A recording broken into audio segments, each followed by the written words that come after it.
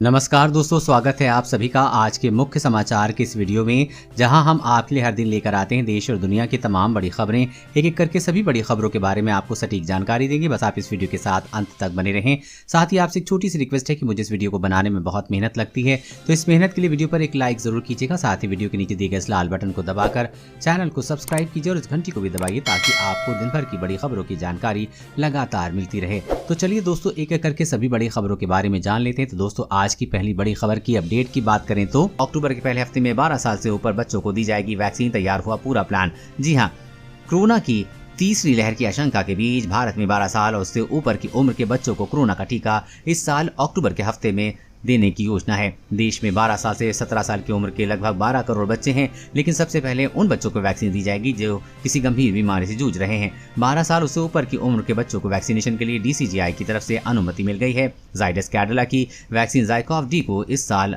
अक्टूबर के पहले हफ्ते में बच्चों को देने की योजना है। यानी अब 18 साल से ऊपर के लोगों के साथ बच्चों को भी टीकाकरण अभियान में शामिल कर लिया जाएगा।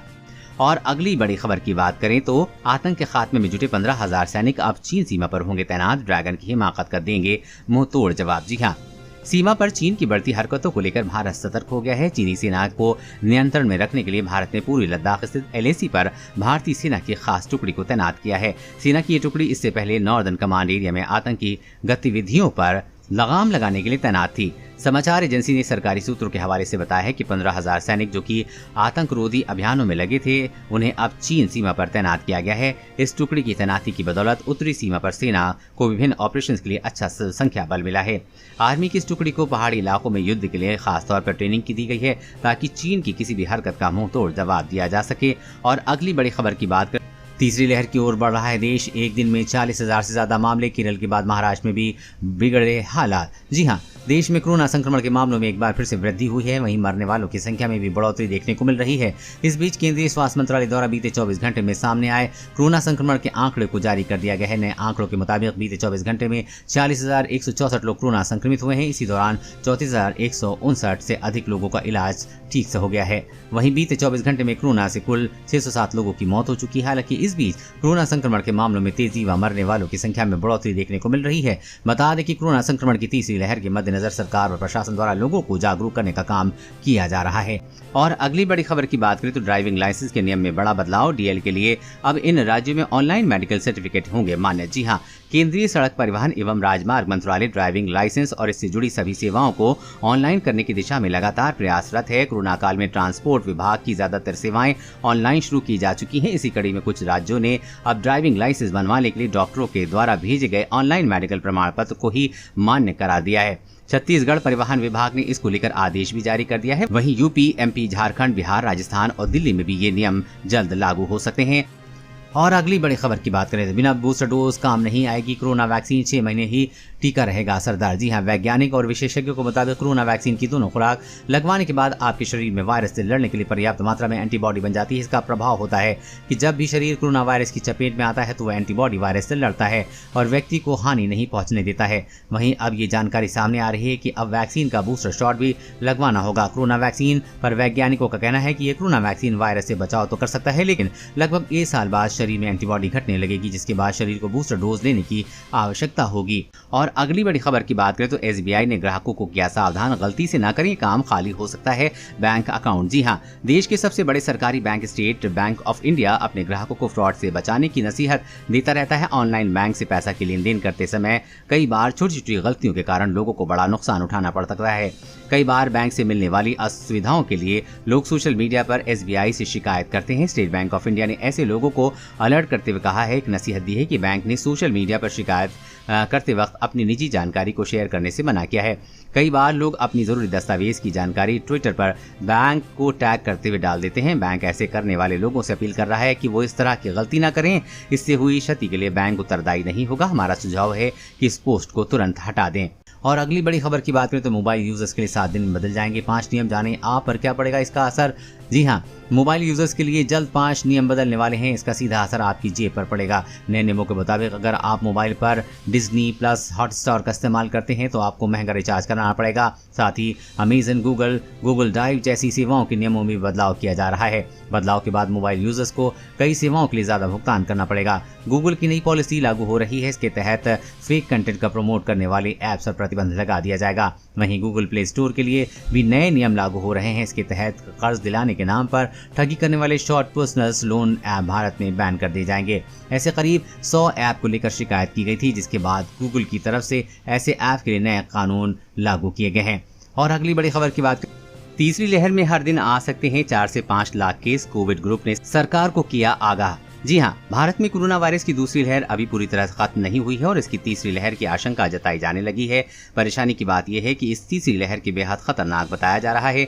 देश में कोविड आपातकालीन रणनीतिक तैयार करने वाली टीम ने केंद्र सरकार से कहा है कि अगली यानी कि तीसरी लहर में हर दिन 4 से 5 लाख नए मामले आ सकते हैं। टीम में जुड़े अधिकारियों ने कहा है कि एक दिन में 4 से 5 लाख केस का मतलब है कि प्रति 10 लाख लोगों में 300 से 370 केस, जिससे देश पर बहुत बोझ और तनाव बढ़ेगा और ऐसा स्वास्थ्य व्यवस्था को तैयार करने के बावजूद भी हो सकता है। टीम ने अस्पतालों में मेडिकल इक्विपमेंट्स बढ़ाने की भी जरूरत पर जोर दिया है। उनका कहना है कि तीसरी लहर के दौरान कम से कम 2 लाख बेड्स की जरूरत पड़ सकती है। इसमें सबसे ज्यादा उत्तर प्रदेश में बेड्स की जरूरत पड़ेगी। और अगली बड़ी खबर की बात करते यूपी में आज से शुरू हो गई है उज्ज्वला योजना।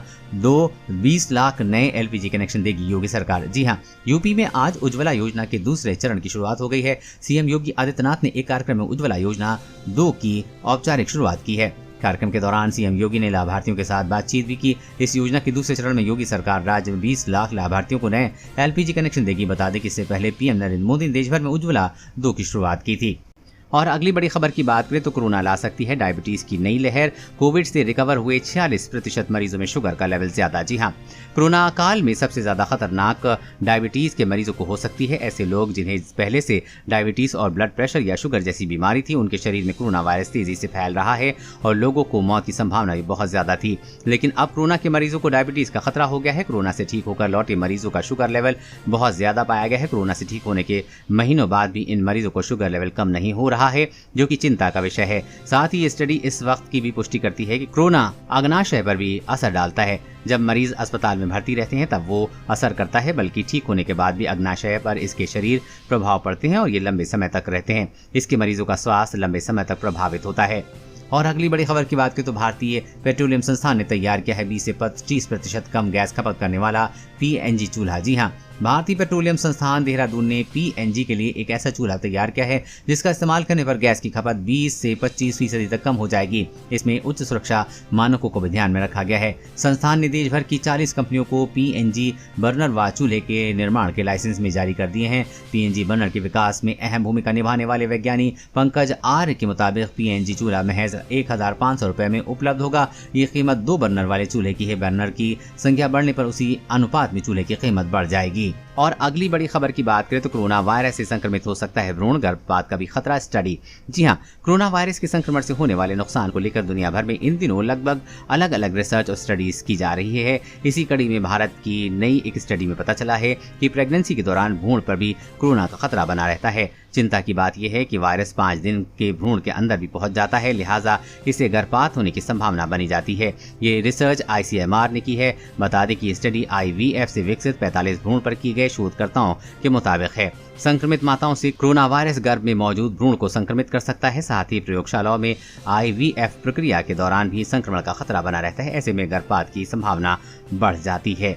और अगली बड़ी खबर की बात करें तो बच्चा गोद लेने के नियमों में सरकार ने जोड़ा नया प्रावधान। इस बात का हर हाल में करना होगा पालन। जी हाँ, सरकार ने बच्चा गोद लेने के नियमों में नया प्रावधान जोड़ा है, जिसके तहत बच्चा गोद लेने के 2 साल के भीतर विदेश जाने के इच्छुक अभिभावक को अपने आने जाने के संबंध में पूरी सूचना कम से कम 2 सप्ताह पहले भारतीय राजनयिक मिशन को उपलब्ध करानी होगी। अभिभावकों को ये सूचना लिखित में देनी होगी और साथ में अपना पूरा संपर्क विवरण भी देना होगा। वहीं अभिभावक के साथ बच्चा किस देश में जा रहा है, वहाँ स्थित भारतीय राजनयिक मिशन की जिम्मेदारी होगी कि वो दत्तक बच्चे के संबंध में सभी जानकारियां का निर्वहन करे।